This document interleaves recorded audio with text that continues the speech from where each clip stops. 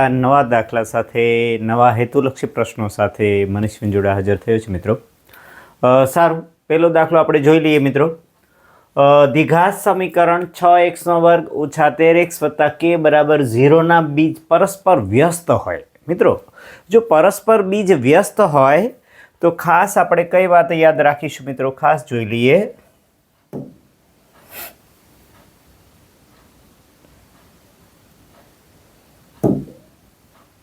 હા, તો જે સમીકરણના બીજ છે મિત્રો, અહીંયા ખાસ જોઈ લો કે ભાઈ c બરાબર a, બરાબર. c બરાબર જ્યારે પરસ્પર બરાબર વ્યસ્ત બીજ હોય એટલે શું કરવાનું? c બરાબર a. એક થિયોરિટિકલ તમારે યાદ રાખવાનું છે, બરાબર. તો કે ભાઈ c કેટલા છે અહીંયા? c કેટલા છે? k. એટલે કે ભાઈ c, તેથી c એટલે કે k બરાબર c ની જગ્યાએ k અને a ની જગ્યાએ કેટલા છે? 6. તો રેડી મિત્રો? તો આ સાથે તમારો જવાબ કેટલો થશે? k બરાબર 6. રેડી? તો એકદમ સરળ દાખલો કે પરસ્પર વ્યસ્ત બીજ હોય તો k બરાબર 6 જે તમારો જવાબ થશે. ઓકે, સારું. એના પછીનો નેક્સ્ટ આપણે જોઈ લઈએ. ઓકે મિત્રો, સરસ. હવે મિત્રો, હવે શું કહે છે કે પ્રથમ 11 પ્રાકૃતિક સંખ્યાઓનો મધ્યક શોધવાનો છે. રેડી? પ્રથમ 11. તો આપણું સૂત્ર આપ સૌને ખ્યાલ છે મિત્રો. શું કરવાનું? ઓકે, હાલ પ્રથમ 11 પ્રાકૃતિક સંખ્યા. હવે આપણું સૂત્ર અવર્ગીકૃત માહિતીનો મધ્યક શોધવા માટે શું છે? x બાર બરાબર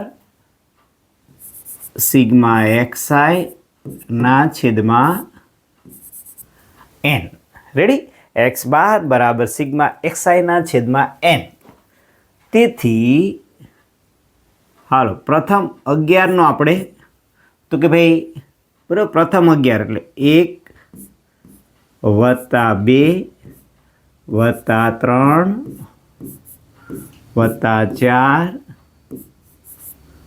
5 6 પછી 7 +8 +9 +10 ને +11. રેડી મિત્રો? તો હવે શું કરવાનું છે? આના છેદમાં n. n કેટલા થશે ભાઈ? n જે છે એ આપણે થોડું જોઈ લઈએ. ઓકે, ઓકે, n એક આપણે ઓકે, તો n કેટલા છે? બરોબર, n 11 છે ને, તો છેદમાં કેટલા આવશે? 11. હવે મિત્રો આનો સરવાળો કેટલો થશે? બરોબર, આનો તમે સરવાળો કરો કે ભાઈ 2 ને 1 3 દુ 6 ને 4 10 ને, બરોબર, 2 ને 1 3 દુ 6 ને 4 10 ને 5 15 ને 6 21 7 28 28 ને 8 36 ને 9 45 ને 10 55, બરાબર. 55 ને 11 કેટલા થશે? 66. 66 ભાગ્યા 11 તો 11 6 ને 66. તેથી x બાર બરાબર કેટલો જવાબ આવ્યો તમારો? 6. અને હંમેશા આપણે ટેવ પાડવાની કે ભાઈ મધ્યક છે એને બોક્સમાં મૂકવાની ટેવ પાડવાની. રેડી મિત્રો? સરસ. તો આ બીજો પણ હેતુલક્ષી પ્રશ્ન તૈયાર. ઓકે, ધ્યાન રાખવાનું. 11 પ્રાકૃતિક સંખ્યા એટલે 1 થી 11 સુધીનો સરવાળો અને ભાગ્યા કેટલી સંખ્યા છે? 11. તો ભાગ્યા n. n એટલે કે 11. સરસ. નેક્સ્ટ એની પછી જોઈ લઈએ આપણે.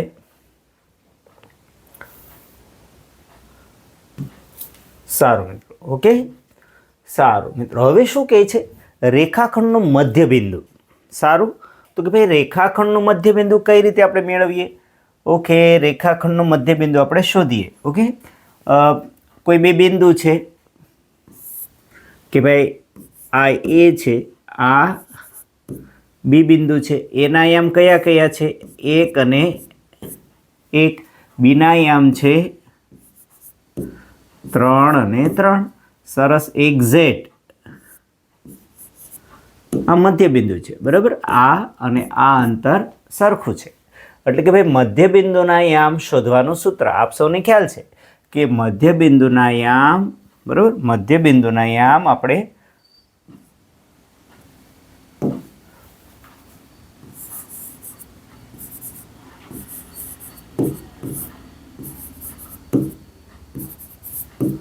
મધ્યબિંદુના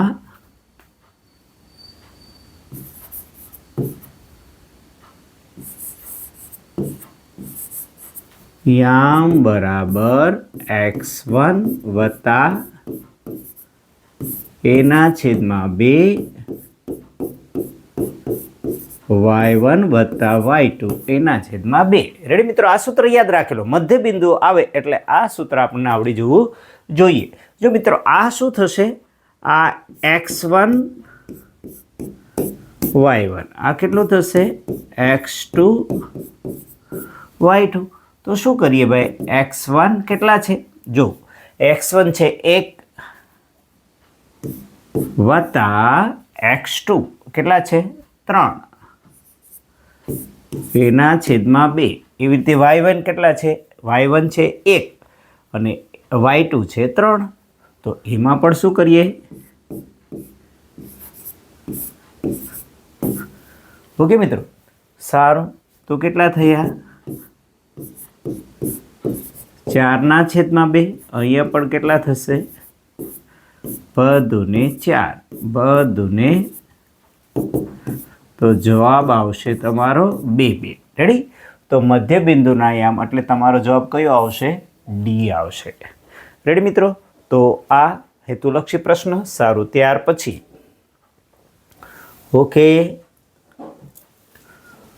મિત્રો જોઈ લઈએ શું કહે છે હવે આનું.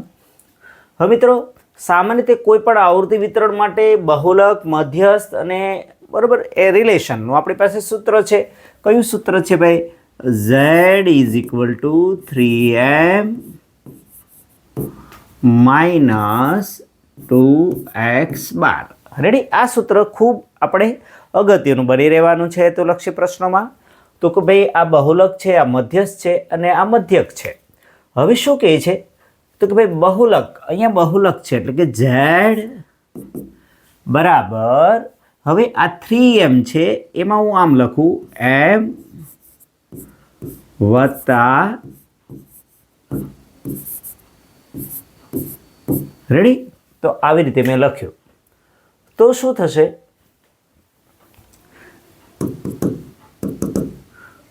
z પછી અહીંયા બહુલક માઇનસ મધ્યસ્થ છે તો એમને હું આ બાજુ લઈ લઉં તો શું થશે,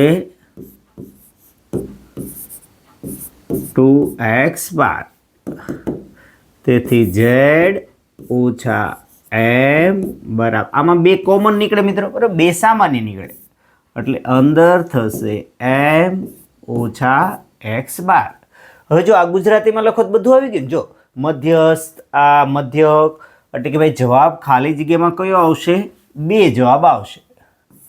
રેડી. જો 2 આ બહુલક છે, આ મધ્યસ્થ છે, આ 2 છે, આ મધ્યસ્થ છે, આ મધ્યક છે. રેડી. તો આ ઇક્વેશન ખાસ જોઈ લો. ઓકે મિત્રો, રેડી. તો આ દાખલો પણ સરળતાથી તમને આવડી જશે. ઓકે, સારું. એના પછી નેક્સ્ટ આપણે જોઈએ. સારું. હવે મિત્રો અહીંયા ધ્યાન આપીએ કે ભાઈ આલ્ફા અને બીટા, હવે ખૂણો કઈ રીતે શોધવો આપણે એ જોઈ લઈએ. સાઇન આલ્ફા બરાબર 1/√2. એવી રીતે કોટ બીટા બરાબર 1. તેથી મિત્રો સાઇન આલ્ફા, હવે મિત્રો 1/√2 ક્યારે કયા ખૂણાએ હોય છે, 45. બરાબર. કોસ અને સાઇન બંનેની કિંમત ત્યારે સરખી હોય છે તો આપણે સાઇન 45 લખી નાખીએ, સાઇન 45. રેડી ભાઈ. તો આ રીતે દર વખતે કરવાનું કે ભાઈ બંને સાઈડ શું આવી ગયું, સાઇન સાને આવી ગયું. તેથી આલ્ફા બરાબર કેટલા થયા તમારા, 45 થયા. રેડી મિત્રો, આ ક્લિયર. ખાસ સમજી લો સાઇન આલ્ફા બરાબર 1/2.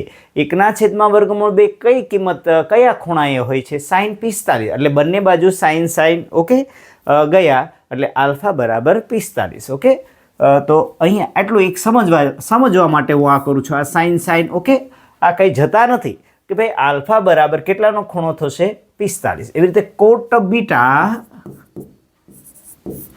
ભાઈ કોટની કિંમત 1 ક્યારે થાય છે? તો ભાઈ કોટ 45 બરાબર. tan 45 પણ 1, કોટ 45 પણ 1. આપ સૌને ખ્યાલ છે. તેથી બીટા બરાબર કેટલા આપણે સમજીશું મિત્રો? રેડી? તો કે ભાઈ આ કોટ અને આ કોટ બરાબર, એટલે કે ભાઈ બીટા બરાબર તમારા થયા કેટલા? 45. તો હવે શું કરશું ભાઈ? આલ્ફા વત્તા બીટા એટલે કે 45 વત્તા 45 એટલે કેટલા થયા? 90. રેડી? તો તમારો જવાબ કયો આવશે? 90. એકદમ સરળ દાખલા. રેડી મિત્રો? આ દાખલામાં આમ જ કરવાનું.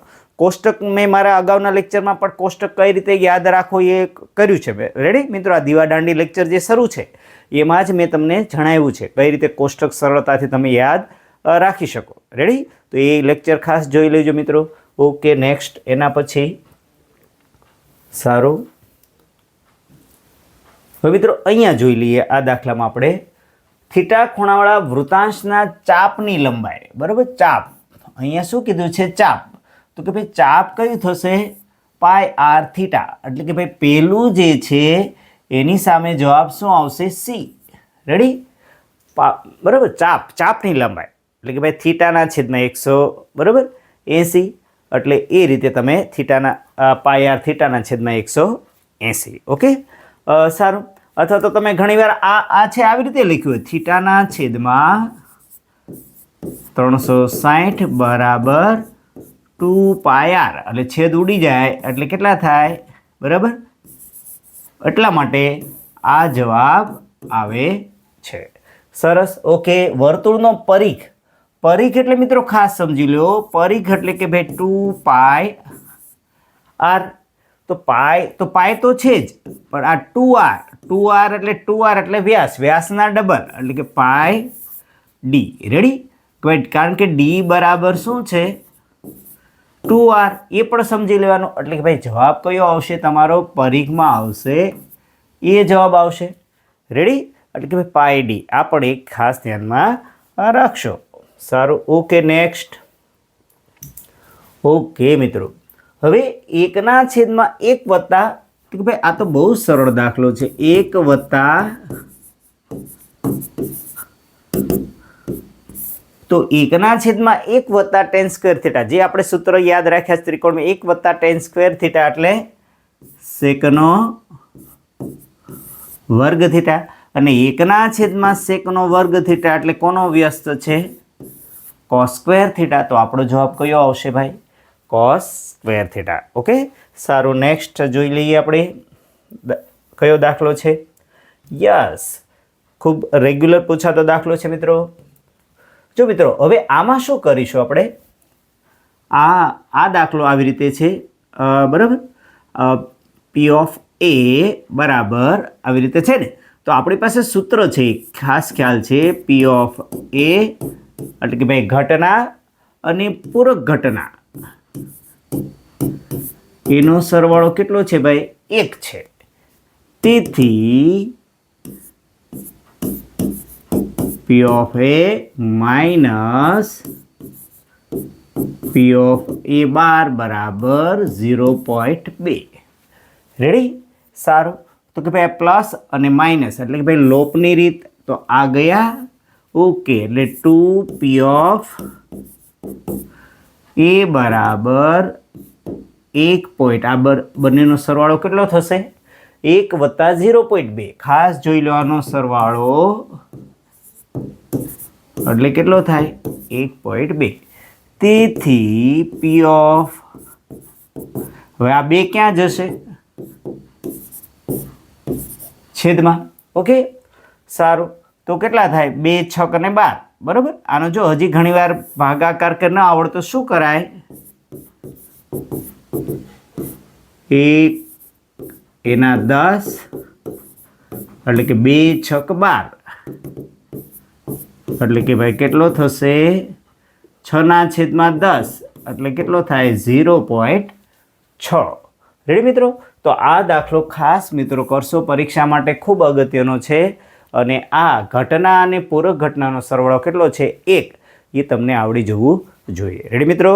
તો આ રીતે તમારી સામે 10 દાખલા છે મિત્રો રજૂ કર્યા છે. ઓકે, હજી એક દાખલો આપણે જોઈ લઈએ. ઓકે, સરસ મિત્રો. 30 અને 40ની મધ્ય કિંમત જણાવો. મિત્રો મધ્ય કિંમતનું સૂત્ર કેવું છે ખબર છે ભાઈ? મધ્ય કિંમત બરાબર અધસીમા વત્તા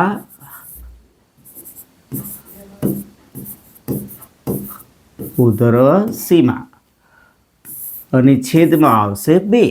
હાલો, અધસીમા કેટલી છે 30. આ અધસીમા કહેવાય. આને શું કહેવાય? અધસીમા કહેવાય. આને શું કહેવાય?